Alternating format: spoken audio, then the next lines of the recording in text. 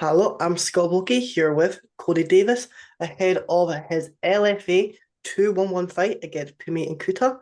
How are you doing today? I'm good. And how are you feeling ahead of this upcoming fight? I feel really good. I feel like Fooney's he's strong. He has a lot of experience, and he's in there to fight. But I feel like I'm very technical. I fought really good people, and I'm really good all around. Exactly. And like you said, you have fought some really tough competition. You beat Phumi, who is this upcoming, everyone's talking about prospect. You Yep. fought for that flyweight title. Is it next fight after that? It has to be UFC. Is that what you're looking at? I had the flyweight title, Yeah. and and man, I hope so. But like one of my friends says, Johnny Robles, I'm just going wherever the wind takes me. I got into the sport because I love to train. I love training. I love competing. But wherever the wind takes me, that's where I'm gonna go. Hopefully UFC, but we'll see.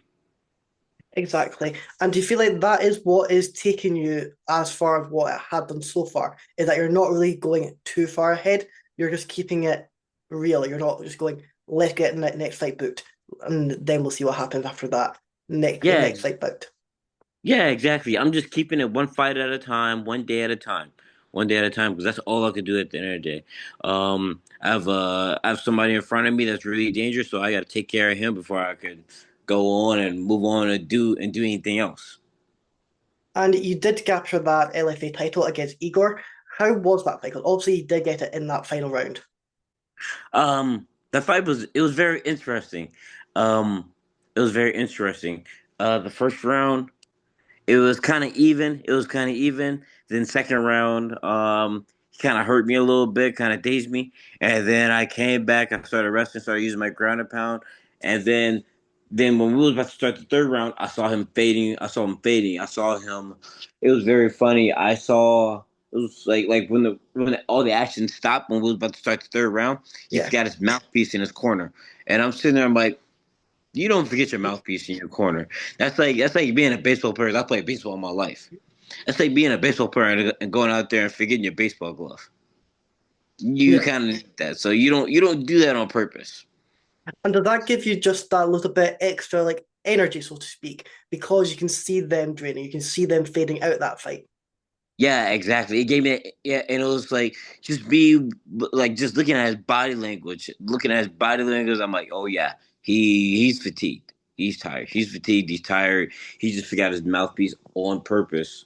On purpose. On purpose. Like I'm not just saying anything like oh hateful or like talking trash. Oh, I'm yeah. saying the truth. Come on, like you don't forget your baseball glove when you go out there and play.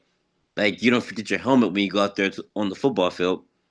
You Yeah, forget his mouth, exactly. and you can see the body language too. And you're obviously fighting for LFA, one of the biggest organizations in America.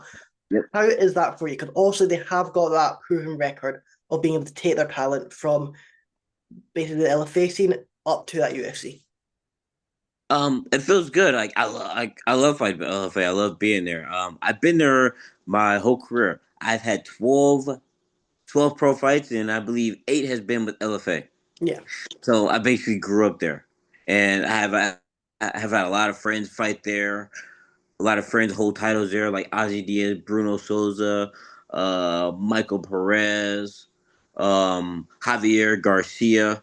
You know, but yeah, but yeah, I love fighting there. I love being there.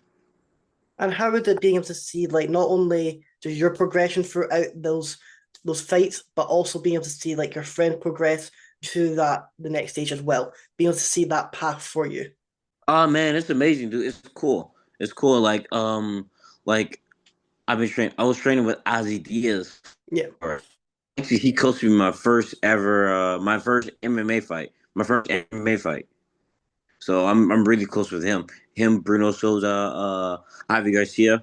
I was always I'm always training with them, always with them. So it's like kind of cool to watch them grow, and Michael Perez as well. And obviously when you do obviously reach there, you do have them that's going to be there to be able to take that experience that they've had just in the cage and be able to help you be able to deal with the UFC debut, that first fight jitters. Yeah, of course, and like not just them. I have other people in my gym as well to help Yeah, me get that debut jitters out the way. Like I have Victor Henry there to help me. I have Chris Taco Padilla there to help me. Obviously Josh Burnett, and obviously last but not least, my head coach Chad George, Chad the Savage George. because you're at California MMA, isn't that correct? Yeah, CMMA, California Mixed Martial Arts, Yeah. California Mixed Martial Arts. And how has that been for your overall development in the sport? It's been great. It's been great. I've been around some really good guys. I've been around, obviously, been around Chad. Yeah, And at the gym, we're just evolving, and I'm lucky to like, cause that was my first gym that I came to. I've been there for 8 years. I'm lucky that's like that was my first gym that I came to, because a lot of people would be like, "Oh, I went to this gym at first, this gym at first," yeah. and kind of didn't work out. But so I'm lucky I ran into this one, my very first gym, and I didn't have to leave or go anywhere. And what has been like after you get the win, what is your go-to celebration? Is there a certain takeout you like? Is there any certain thing that you like to do after a win? Man, first off, I want to eat some food after my win. I love spaghetti and meatballs, pizza, especially after a win. I'm getting some spaghetti and meatballs right after. Um, Chinese food. I have this Chinese food place I go to over there by my house, up in Pasadena. But yeah, I plan on stuffing my face. So Stuffing my if face. you Go hear ahead. that, if any places in New York that you know that have good Italians, any good Chineses, make sure to give Cody the location. There you go. There you go. Give you some good food, especially some pizza. And then apart from food, is there anything else that you like to do? Um, well, I've been playing chess a lot recently, so but playing chess. Go hang out with my friends. And that's basically kind of it. I Wherever, could where, I did see that go you had like a chessboard at your gym yesterday. Yeah, yeah. I've always played. I was just playing one of the little one of the client one of the little kids I trained. He was over here saying, "Oh, I'm gonna beat you at chess," and then we started playing. I'm like, "You don't even know how to play." So that was it. But yeah, I love playing chess. I was like, I'm trying to get good. I'm not Yeah. very good yet, but I just love playing. It's a lot. It's a really cool thing to do when I'm not training, when I'm trying to take a break. So And do you feel like it kind of helps you like staying in the games, focused, be able to take your mind and think of it like if he does this, then this opportunity can happen. exactly, because it's like the three main things are control the center, protect your king, and develop your Yeah. pieces. And when you fight, you're kind of doing the same thing. You're controlling the center of the cage, control the center of the cage. You're developing all your pieces, all your weapons, like your jabs, your kicks, and all that stuff. And you are protecting the king, like you're protecting your chin. You're staying away from the submissions because that's game over if you don't. And if it doesn't go your way in the first round, just go in the center to bring out the chessboard and just see if he'll just switch it to a chess game. Yeah, like hey man, come on, let's do this. This is put more in my game.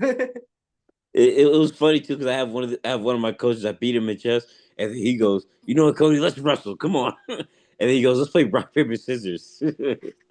And what was it that brought you into the sport? um, what brought me in was I played baseball all my life, Yeah, so I'm like, oh, let me go do something else. So I've because I went to college in Wisconsin. But I'm originally from LA, so I went to college in Wisconsin, and I was done playing baseball, and I was always drove by and walked by this MMA gym. So I'm like, oh, let me go try this. So I tried it, and I graduated from college, and then I came back to CMMA. I came to CMMA, and then I've just never left, and here I am now. But it was obviously the lifestyle, the healthy lifestyle, and the camaraderie there at CMMA. It's like a family there. yeah. And are you Dodgers or are you Angels? Neither. I'm a Giants fan. Fair I enough. I I used to pitch, so my favorite player was Tim Lincecum. Yeah, And he's small. I'm small, so And you'll be in New York for the fight after the fight, going to see a Giants game. I don't know. I think LFA sends us right home after. Uh, They get us the first flight home. So unfortunately not. and how is it having LFA being able to help with that travel, be able to book these flights and that for you? They make it really easy. They make it easy. You know, like I know I fought for some of their promotions. It was kind of maybe a little difficult, but LFA they make it really easy. They get you in, they get you out. And do you prefer just going in, doing your business, and just leaving straight away?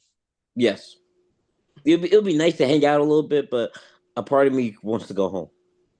And Mm. then obviously we are coming up to the time where it is the contender series. So are you after this win, as long as you do not get any injuries, are you just going to go straight back into training and stay ready? Of course, I'm gonna go straight back to training. Like, this is my life. This is what I do. I love to train. Um, I like competing didn't get me into fighting. Yeah. The training did. The training got me into fighting. The love to train, the love for practicing, the love for just growing. That got me into fighting, challenging myself. That got me into training. So like I'm gonna be in the gym. So what are you looking for the rest of this year? Are you looking for just one or two more fights after, or do you have a just see what happens? I want two more fights. I want two more fights. I want to keep on competing in my in grappling competitions. I Yeah. just want to keep on growing. Yeah, 'cause I did see that you did have a grappling fight that's meant to be on the June the 6th. I'm guessing due to Yeah, the fight that's cancelled. yeah. I canceled it. Yeah. Yep. Is that Yeah, I canceled that just so I can get ready for this one. yeah. And do you feel like that is what you need to be when you're in a like an athlete that is training for fights, like you are LFA, Cage Wars, or Cage Fury, or something like that, to just stay as active as possible, go into these grappling matches, go into the jiu-jitsu competitions, and just keep that competitive edge in you. Yeah, it's very important.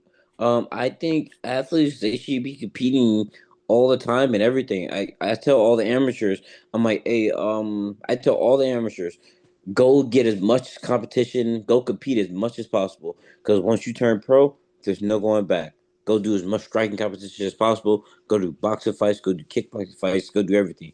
Go do go do grappling matches. Go do everything. Because when I very first started, I did grappling matches for a whole year, Yeah. for a year straight, and I did about one or two a month. I competed nonstop. And especially when I took this long hiatus, not fighting or anything, I was constantly competing in grappling matches. Constantly. I was probably doing one or two a month. I was probably doing one a month when I wasn't competing, when I wasn't fighting. And do you feel like with your division, it's also the flyweight division, in the UFC, it does get not as much attention as what it probably should do. You obviously have got the fight Brandon Royale versus Manuel Cape. That has just been announced that it's going to be in the prelim fight. Now, that is a lot of, it's because number one contender versus number six. What did you Yeah. make of that? That's crazy. Those both those guys are very talented, and this number one, and number six guy, like one of these guys could be and next for a title. They're on the Yeah. prelims. That's You kind know, of it's kind of crazy. and how do you like compare yourself to like the people that are just starting out, like the Charles Johnson, the Josh Van, in that lower sense of the UFC rankings just now? Do you kind of look at the cards and just see if there's an opportunity that drops out, you'll be ready to step up, or do you I just I wait to I see? I always look at the cards. I always look at to see who's I always see who what flyweights are fighting. Yeah, I'm always paying attention. I'm always looking, always because paying attention. you never know what happens. Like Dan Ige was saying just before his fight that he set on 1 day's notice, you just have to just stay ready to be able to fight. Yep. Just look at the cards, and then if the opportunity comes, just take it. And we should always be staying ready. We should always be in the gym Yeah, because this is what we like to do. Like if you have something you love to do, you're gonna keep doing it. You're gonna always do it. You're gonna do it all the time. So it shouldn't be like it shouldn't be a chore to stay ready. You should want to be ready. We should want to go compete. and who do you see as being next for the UFC flyweight title? Well, you have Kai Kara France and Pantoja right now. Yeah, Um, but with I winner. think I think out of Manel Cup, out of Manel Cape, and Brandon Royval, I think Manel Cape wins.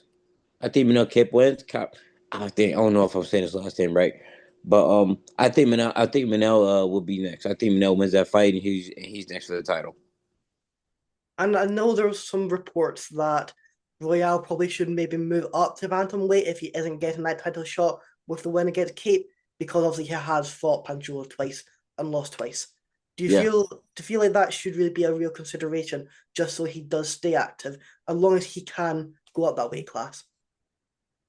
I'm sorry. Say it again. I had a notification on my phone. No, That do you popped. feel like as long as Brandon Royale can move up the weight class to bantamweight, do you feel like he should do if he isn't guaranteed that title shot next with a win against Cape, because he has fought Panchua twice and lost twice? Um. Uh. It depends on how big he is. Yeah, It depend. I believe it depends on how big he is, and everything. That's what I think it is. I think it depends on how big he is. But if not, I think stay at 125. Like Max Holloway, he didn't go up, yeah. even though he lost to Volkanovski twice. He just lost his. He lost to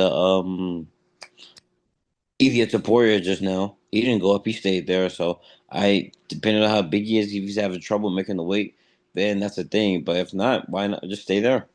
I think Holloway's gone back up to lightweight now, but um, what do you feel? What have been your toughest fights so far? I think my toughest fight. Are we talking about the fights I won or the fights I lost? It can be either. If there's a fight that you have won that you had to come through adversity, Uh, well, the toughest fight that I lost was against Chapolin, and the toughest fight that I won is a tough one. I'll say probably against Rodney Kaoloi or Peyton Brzezinski. Out and of those, are you a fighter that kind of likes to just stay neutral? You're not that big of the trash talker. You don't really talk in the cage, or are you someone that likes to try to get under the opponent's skin? I'm not a big trash talker, but I do tell the truth. Yeah, I do tell the truth. I do tell what I think. Like about my opponent, I don't think he's as technical. I don't think he's really technical. I think he's strong and tough, and I think he bullies his opponents, and that's what I think. And it's the truth, yeah. and that's just what I see. And do you think that's where he's going to be able to struggle in that fight? He's not going to be able to just bully you. You'll be able to No, stand up and get that arm raised. yeah, exactly. Because I'm I'm strong as well. I'm also really technical. I'm also really technical. He's not gonna be able to. He's not gonna bully me in there. And guys, make sure to tune in to LFA 11, oh, sorry, 211, where you can see Cody Davis get that victory. And if you do have that spaghetti locations, make sure to either drop them down in the comments or send them over to Cody, and he'll be able to go and check them out and give them a rating for you. Is There there you any go. is there anything you're wanting to add or anyone you're wanting to shout out? um, no, but thank you for having me. Thank you, all my friends and family. I love all you guys, and I appreciate all you guys. Well, it was great having you on. Thank you very much.